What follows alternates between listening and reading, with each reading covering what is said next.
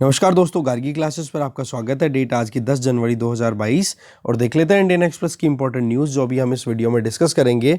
देखो, front page पे ऐसी कोई इंपॉर्टेंट न्यूज़ नहीं है जिसे हमें डिटेल में देखना हो। इसके आगे देखें, एक्सप्लेन पेज पे 2 आर्टिकल्स है। पहला आर्टिकल तो है, देखो, politics of UP over the years, कि पिछले कुछ सालों की अगर बात करें, कुछ सालों का मतलब है 20-30 साल की लगभग की बात करें, तो यूपी की पॉलिटिक्स ने क्या करवट ली है।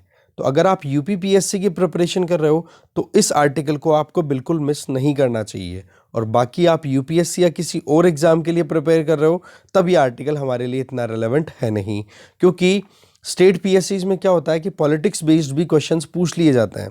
ठीक है ना।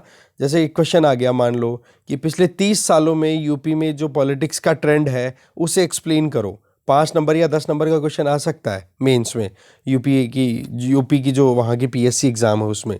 तो उसमें ये आर्टिकल बिल्कुल हेल्पफुल साबित होगा, इसमें कोई डाउट ही नहीं है। पर हाँ, इसमें जो शुरुआती जो इंट्रोडक्टरी पार्ट है इसके बारे में हमें जानना ज़रूरी है, वो देख लेते हैं। तो बात ऐसी है, UP most populated state of India. तो इस स्टेट की अगर हम बात करें तो लोकसभा की 543 सीटों में से 80 सीटें तो केवल यूपी से आती हैं। इसके अलावा यूपी की असेंबली 403 सीटों की है, और असेंबली मतलब विधानसभा, और राज्यसभा में 245 सीटों में सबसे ज़्यादा 31 सीटें भी यूपी से ही आती हैं। तो एक तो ये इंपॉर्टेंट इन्फॉर्मेशन हमारे लिए, और एक ये इंपॉर्टेंट इन्फॉर्मेशन आ गई। इसके अलावा यूपी बाइकैमरल लेजिस्लेचर वाला स्टेट है। वहाँ पर लेजिस्लेटिव असेंबली, विधानसभा तो है ही, विधान परिषद भी है जिसके टोटल मेंबर्स है 100। ठीक है। यूपी की टोटल पॉपुलेशन 20 करोड़ के लगभग 2011 सेंसस के अकॉर्डिंग। तो ऐसे में कंट्री की पॉलिटिक्स में यूपी का बहुत ही इंपॉर्टेंट रोल होता है। इसका मतलब ये हो गया कि यूपी में जो जीतता है उसकी पकड़ पूरे देश पर होती है, ये माना जाता है। इसके अलावा यूपी की करंट असेंबली की अगर पोजीशन देखी जाए तो वो कुछ ऐसी है, जिसमें टोटल सीट्स के नंबर्स देखिए तो 403 है, जिसमें 9 तो अभी वैकेंट है, और बाकी अगर देखिए तो इफेक्टिवली अभी कितनी हो गई, 394 सीट्स। क्योंकि 9 वैकेंट का मतलब हो सकता है किसी की डेथ हो गई हो, है ना, किसी ने रिजाइन कर दिया हो, कोई भी वजह हो सकती है, वहाँ पर इलेक्शन नहीं हो पाए होंगे।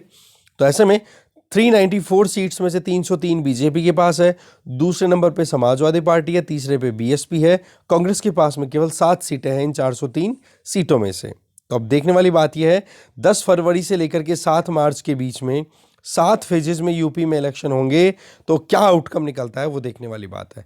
बाकी तो देखो, इसमें योगी की एमरजेंस, इस आर्टिकल में आप देख सकते हो, शुरुआत तो हो रही है 1951-67 कांग्रेस की डोमिनेंस से, शुरुआत में इंडिपेंडेंस के टाइम की बात करें। फिर उसके बाद में नॉन कांग्रेस फेज आता है 1967-77 के बीच में। फिर इसके आगे जनता पार्टी की सरकार आती है, जब इमरजेंसी पीरियड के बाद में पकड़ बनती है जनता पार्टी की, जो कि एक ग्रुप था बहुत सारी पार्टीज़ का मिला करके। फिर 1989 में वीपी सिंह और तिवारी, इनकी सरकार आती है, यहाँ पर आप देख सकते हो। फिर मुलायम का रिजीम शुरू होता है 1989 से। फिर 1991 में राम मंदिर वाला मुद्दा हाईलाइट हो जाता है। ठीक है। और आपको पता है कि ओबीसी वाला भी अपने आप में बहुत ज़्यादा हाईलाइट होना शुरू हो जाता है। ये वो टाइम था जब मंडल कमीशन की रिकमेंडेशंस को इम्प्लीमेंट किया गया था। ठीक है। फिर आप देखोगे 1993 में मायावती पहली बार आती हैं। ठीक है ना, स्टेट गवर्नमेंट फॉर्मेशन के पॉइंट ऑफ व्यू से देखा जाए तो 1996 से 2003 के बीच में छोटे छोटे टाइम के लिए कई सीएम्स बने। फिर उसके बाद में कल्याण सिंह और राजनाथ सिंह, इनका टाइम आता है। ठीक है। फिर इसके बाद में मायावती का, मुलायम का रिटर्न होता है फिर से 2002 में, 2007 में फिर से मायावती का आना होता है, और फिर 2012 में अखिलेश की सरकार चलती है, और अब योगी आदित्यनाथ की चल रही है। तो मायावती और अखिलेश, इन दोनों के बाद में तीसरे ये सीएम बने हैं योगी आदित्यनाथ, जिन्होंने अपना पूरा 5 साल का टेन्योर कंप्लीट किया है यूपी में सीएम के तौर पे। ठीक है। तो ये पॉलिटिकल सिनेरियो है, पॉलिटिकल टाइमलाइन है यूपी की। तो यूपी पीएससी के लिए प्रिपेयर करो, जरूर पढ़ो इसको। आगे चलते हैं। फिर नेक्स्ट आर्टिकल है, धर्म संसद और महामंडलेश्वर, ये क्या होते हैं, क्यों अभी न्यूज़ में है, क्या रोल है, ये जानते हैं अब डिटेल में। देखो अभी आपको पता है हरिद्वार में जो धर्म संसद हुई थी उसके बाद में बहुत सारी एफआईआर्स लॉन्च की गई है ना। तो उसके चलते हैं अभी प्रोटेस्ट भी बहुत ज़्यादा हाईलाइट हो रहे हैं कि धर्म संसद में जो स्टेटमेंट्स दिए गए थे उनके खिलाफ में एफआईआर लॉन्च की जा रही है, और जो स्पीच देने वाले इंडिविजुअल्स थे, जो भी रिलीजियस लीडर्स थे, बोलो उनको जेल में डालना चाहिए। तो वो जो एफआईआर रजिस्टर हुई है ना, उसके खिलाफ में अपनी डिसेंट जाहिर करने के लिए जो हरिद्वार में धर्म संसद में जिन जो लीडर्स की गैदरिंग हुई थी, उन्होंने एक और गैदरिंग ऑर्गेनाइज करने की बात की है। वो है प्रतिकार सभा, जो कि जनवरी 16 को होगी। ये 3 दिन की मीटिंग होगी, मतलब इसमें देखते हैं आगे क्या होगा। बाकी वो जो धर्म संसद हुई थी हरिद्वार में, वो 3 दिन की मीटिंग हुई थी पिछले महीने में। तो इसमें देखो होता है क्या कि बहुत से जो हिंदू रिलीजियस लीडर्स हैं वो इकट्ठा होते हैं और इसमें अपने अपने ओपिनियन देते हैं।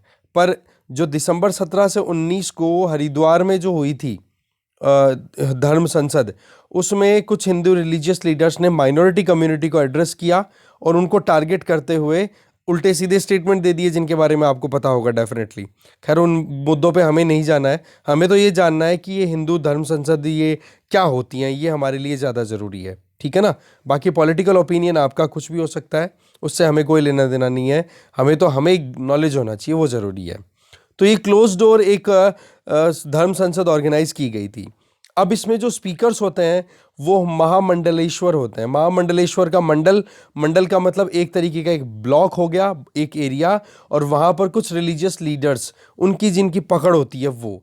तो इनमें देखो हिंदू धर्म संसद में जो ये जो वो यहाँ पर हरिद्वार में ऑर्गेनाइज हुई थी, इसमें जो मेन महामंडलेश्वर थे वो अलग अलग अखाड़ों से बिलोंग करते थे। जैसे कि जूना अखाड़ा की बात करें तो वहाँ से यति नरसिंहानंद महाराज, ठीक है, ये महामंडलेश्वर थे। इसी तरीके से अन्नपूर्णा माँ के अंडर, या फिर आप कहोगे कि अन्नपूर्णा अखाड़ा से स्वामी प्रबोधानंद गिरी और साथ में अन्नपूर्णा माँ, इन्होंने भी पार्टिसिपेट किया, ठीक है। ये भी महामंडलेश्वर हैं जूना अखाड़ा में। जूना अखाड़ा में तो हो गई कौन, ये जो स्वामी प्रबोधानंद हो गए, और अन्नपूर्णा माँ किससे एसोसिएटेड हो गई, निरंजनी अखाड़ा से। तो कहने का मतलब अलग अलग अखाड़ाओं से आते हैं, बिलोंग करते हैं, और एक अखाड़े में एक से ज़्यादा महामंडलेश्वर हो सकते हैं। और वो होते कौन है, जो स्पीकर अच्छे हैं, जिनके पास में नॉलेज है, और जो सनातन धर्म, हिंदू धर्म को प्रमोट करने के लिए अपने काम किया करते हैं, ठीक है। विश्व हिंदू परिषद की अगर बात करें तो सबसे पहली धर्म संसद 1984 में विश्व हिंदू परिषद के द्वारा ऑर्गेनाइज करवाई गई थी, ठीक है। और इसी के बाद में फिर धर्म संसदों का जो एक सीक्वेंस है वो चल पड़ा। अच्छा, विश्व हिंदू परिषद के द्वारा ये पहली जो धर्म संसद थी, ये तो एक तरीके से शुरू किया ही गया था, जहाँ से एक मूवमेंट शुरू किया, और उस मूवमेंट का नाम था राम जन्मभूमि मूवमेंट, ठीक है, जो कि अल्टीमेटली कल्मिनेशन फिर बाद में बहुत सारे अप्स एंड डाउन्स के साथ में आगे बढ़ता रहा। 1985 में एक और धर्म संसद होती है उडुपी, उडुपी जो कि कर्नाटका में है। वहाँ पर भी बहुत सारे रेजोल्यूशन लिए जाते हैं, जिनमें से एक रेजोल्यूशन तो था राम जन्मभूमि, एक था कृष्ण जन्म स्थान, एक काशी विश्वनाथ कॉम्प्लेक्स, ऐसे करके। फिर इसके बाद में आगे आगे भी बढ़ती रहती है। तो पॉइंट यहाँ पर जो निकल के आ रहा है वो ये कि विश्व हिंदू परिषद के द्वारा तो एक धर्म संसद ऑर्गेनाइज करवाई गई थी ही, बाकी इसके अलावा और भी अखाड़े अपने हिसाब से अलग अलग धर्म संसद ऑर्गेनाइज कर सकते हैं, ठीक है। तो ये चीज़ है। पर हाँ, अपने आप में जो इम्पोर्टेंस रखती है वो विश्व हिंदू परिषद के द्वारा जो ऑर्गेनाइज की हुई धर्म संसद है, उसकी अपनी अलग इम्पोर्टेंस है। बाकी अखाड़ाओं के द्वारा अलग अलग जो धर्म संसद चलाई जाती है उनकी अलग होती है। इसके आगे देखें, ये जो धर्म संसद होती हैं, इनमें कोशिश ये की जाती है, या फिर जो मेन मोटो होता है वो कुछ ऐसा कि एक तो होता है भगवत गीता, रामायण, इन पर आधारित जो मैसेजेस हैं वो डिलीवर करना। फॉलोवर्स होंगे कम से कम 200 400, ज़्यादा भी हो सकते हैं, ठीक है, जिनमें आप देखोगे कि जो सनातन धर्म है उसके प्रमोशन की बात की जाती है। तो इस तरीके की सिचुएशन, इस तरीके का मतलब ये कि ये ऑर्गेनाइजेशनल मैनर में काम करना होता है, ठीक है। तो यही मेन चीज़ें बार बार घूम घूम के बताई जा रही है। मुद्दा जो था मेन हमने देख लिया। और महामंडलेश्वर जो होते हैं वो एक तरीके के रिलीजियस लीडर्स होते हैं जो कि अच्छी खासी स्किल्स रखते हैं, जिनको बोलने का तरीका होता है, जिनके पास में बैकग्राउंड अच्छा खासा होता है। अब देखो यहाँ पर अगर हम बात करें महंत रामदास ऑफ हनुमानगढ़ी अयोध्या, अयोध्या के जो आप यहाँ पर देख रहे हो महंत जी, इनका ये कहना है कि हमारा जो एक रोल रहता है वो ये कि इकोलॉजिकल पॉइंट ऑफ व्यू से भी हम अवेयरनेस स्प्रेड करते हैं। फॉर एग्जांपल गंगा की इम्पोर्टेंस क्या है, गंगा को प्रोटेक्ट करना, गंगा की जो हेरिटेज है, चाहे वो कल्चरल हो चाहे एनवायरमेंटल हेरिटेज हो, उसे हमें बचाना। इसके अलावा फॉलोअर्स को एजुकेशन देना, ठीक है। कुंभ मेलों में, कुंभ के जो मेले ऑर्गेनाइज किए जाते हैं, बोलो वहाँ पर हमारा एक अलग से पूरा सिस्टम ऑर्गेनाइज होता है वो। अच्छा एक चीज़ और, बोलो हम महामंडलेश्वर के तौर पे अगर किसी को अपॉइंट करते हैं या किसी इंडिविजुअल को महामंडलेश्वर डिक्लेयर किया जाता है तो उसके पहले ये देखते हैं कि कहीं उसके खिलाफ में कोई कोर्ट में कोई केस तो नहीं चल रहा है, या पहले कोई सुनवाई तो नहीं हुई है उसकी इंडिविजुअल की कुछ करतूतों की वजह से। तो बोलो ऐसे इंडिविजुअल्स को हम बिल्कुल एंट्री नहीं देते हैं हमारे अखाड़ों में। तो ये चीज़ यहाँ पे बताई जा रही है। तो ये कुछ मुद्दा था जो हमें थोड़ा जानने की ज़रूरत थी, अवेयरनेस हमारे पास होनी चाहिए। ठीक है, आगे चलते हैं। वर्ल्ड पेज पे एक तो देखो न्यूज़ है यहाँ पर, चाइना का जो लोनर प्रॉब गया हुआ है, ठीक है, चाइना का जो मून मिशन गया हुआ है जिसका नाम है चंगी 5, उसने अभी एविडेंसेस कलेक्ट किए हैं कुछ साइट्स पर कि वाकई में वाटर अवेलेबल है मून पे, वाटर की रिमेन्स अवेलेबल है, देखेंगे एक तो। दूसरा, श्रीलंका का जो आप जानते हो फॉरेक्स रिजर्व बहुत ही ज़्यादा बुरी परिस्थिति से गुजर रहा है। आप देखो यहाँ पर फॉरेक्स रिजर्व इनके पास में बचा ओनली 1.6 बिलियन डॉलर, जो कि कुछ हफ्तों का इंपोर्ट ही सस्टेन करवा सकता है। तो ऐसे में चाइना जो लोन दे रखा है ना चाइना ने श्रीलंका को, उसको रीस्ट्रक्चर करने की डिमांड रखी है यहाँ पर श्रीलंका ने। तो ये दो आर्टिकल्स हैं, देखते हैं। देखो पहला तो है चंगी 4, चंगी 5। ये देखो अगर क्वेश्चन बन जाए, चंगी 5 रिसेंटली न्यूज में था, तो चाइना का ये लूनर मिशन है, लूनर मिशन मतलब चांद पे भेजा हुआ एक मिशन है। उसने ऑन साइट प्रूफ अभी मतलब कुछ कैप्चर किए हैं कि मून पर वाटर पार्टिकल्स अवेलेबल हैं। तो ये अपने आप में पहली बार है कि on site evidence, on site evidence का मतलब हो गया कि मून की सरफेस पे उतरकर और वहां पर जो रॉक्स अवेलेबल हैं, जो चट्टानें अवेलेबल हैं, उनमें पानी के एविडेंसेस मिले हैं। अभी तक तो क्या था कि केवल और केवल दूर से ही रिमोट सेंसिंग से ही आइडिया लग रहा था कि पानी अवेलेबल होना चाहिए चांद पे, और अब जो है चंगी 5 ने इस चीज़ को फाइनली डिक्लेयर कर दिया है कि वाकई में बहुत सारे रॉक के जो सैंपल्स टेस्ट किए तो उनमें हमें पता पड़ा कि लगभग 1 टन जो मटेरियल लिया तो उसमें 120 ग्राम्स हमें पानी का कंटेंट मिला, या आप ये रेशो मानो, मतलब 120 ppm वाटर कंटेंट देखने को मिला। एक दूसरा एक और था रॉक, एक रॉक, उसमें देखा तो 180 ppm तक पानी कंटेंट अवेलेबल था।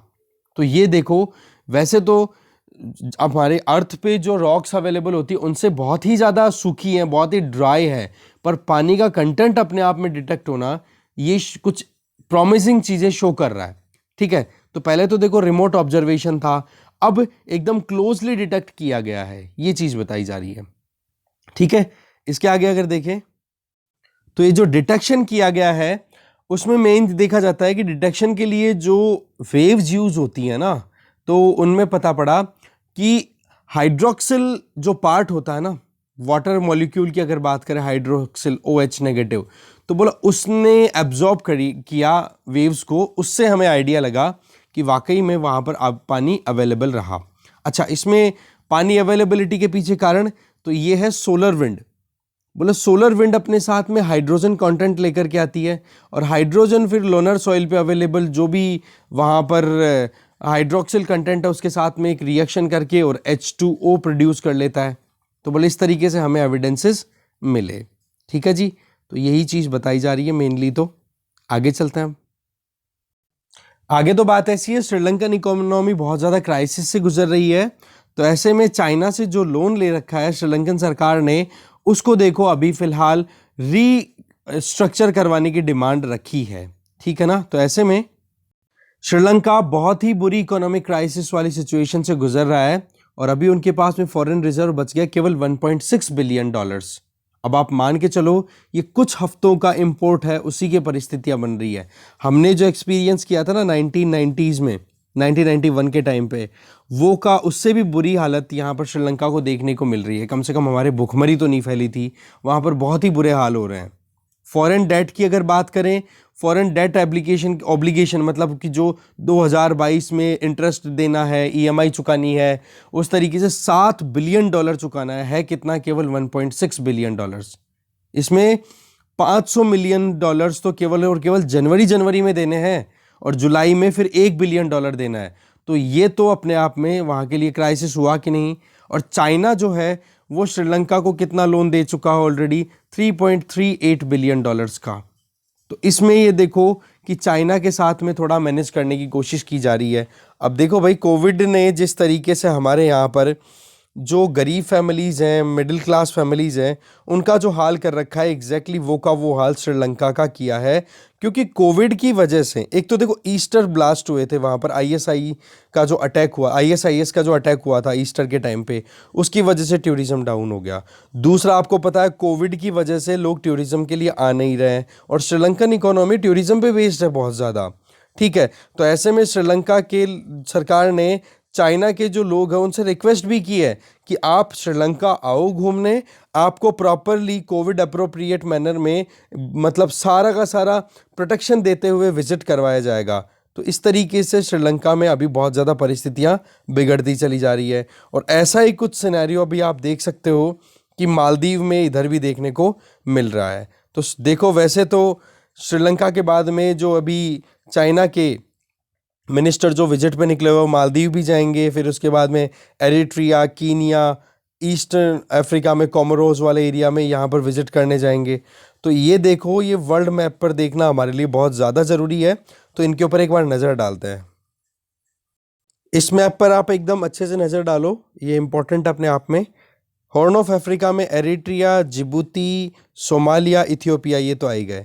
फिर ईस्ट अफ्रीका की बात करें तो ये सब इंक्लूड हो जाते हैं, जैसे कि साउथ सुडान भी आ गया इसमें।